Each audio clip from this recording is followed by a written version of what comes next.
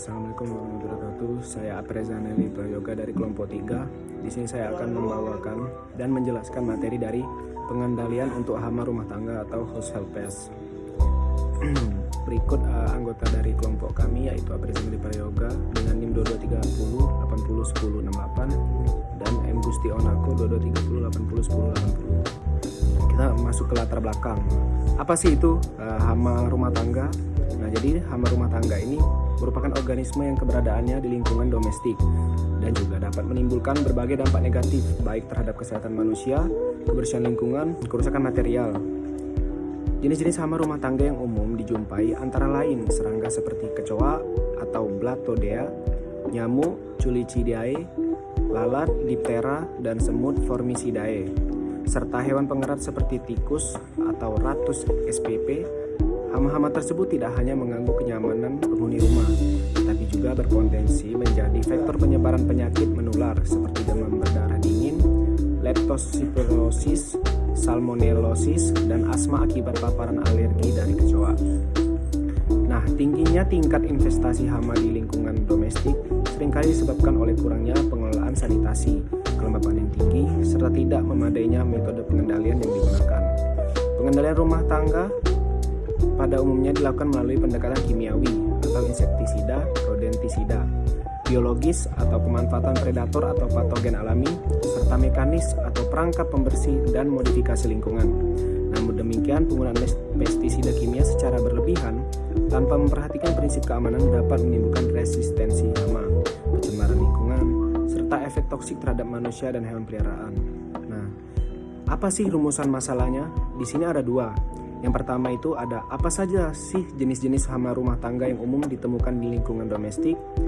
Yang kedua, apa dampak negatif yang ditimbulkan oleh keberadaan hama rumah tangga terhadap kesehatan manusia dan lingkungan.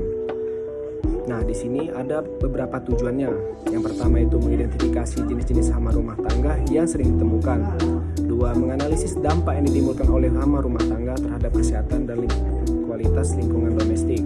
Tiga, mengevaluasi berbagai metode pengendalian hama rumah tangga yang tersedia baik secara kimiawi, biologis maupun mekanis. Di sini kita masuk ke jenis-jenis hama rumah tangga. Nah, di sini pertama kita ada kecoa Blattodea. Kecoa merupakan serangga yang sangat adaptif dan sering ditemukan di tempat lembab serta kotor. Mereka juga menjadi vektor bagi berbagai mikroorganisme patogen seperti Salmonella, SPP, E. coli, dan penyebab alergi. Yang kedua yaitu ada tikus atau Rattus spp. Tikus adalah hama pengerat yang dapat merusak kabel, furnitur, serta menyebarkan penyakit seperti leptospirosis dan pes. Yang ketiga ada lalat atau Diptera. Lalat dapat menjadi media penyebaran bakteri, virus, dan parasit karena sering hinggap di makanan dan limbah organik. 4. Nyamuk atau Culicidae. Nyamuk seperti Aedes aegypti merupakan vektor penyakit berbahaya seperti demam berdarah, chikungunya, dan Zika. Yang kelima, terakhir yaitu semut Formicidae. Meskipun tidak semua semut tergolong hama berbahaya, beberapa jenis dapat merusak makanan, melukai manusia, dan menyebabkan iritasi. Nah, di sini kita masuk apa sih dampak hama rumah tangga terhadap kesehatan dan lingkungan. Nah, yaitu keberadaan hama rumah tangga memiliki dampak signifikan terhadap kesehatan masyarakat. Sebagai contoh, kecoa dan tikus telah terbukti membawa mikroba patogen yang menyebabkan infeksi saluran pencernaan. Selain itu, debu yang mengandung bagian tubuh kecoa dapat menyebabkan asma dan alergi, terutama pada anak-anak. Hama juga menyebabkan pencemaran lingkungan rumah melalui fesis, urin, serta bau tidak sedap yang ditimbulkan.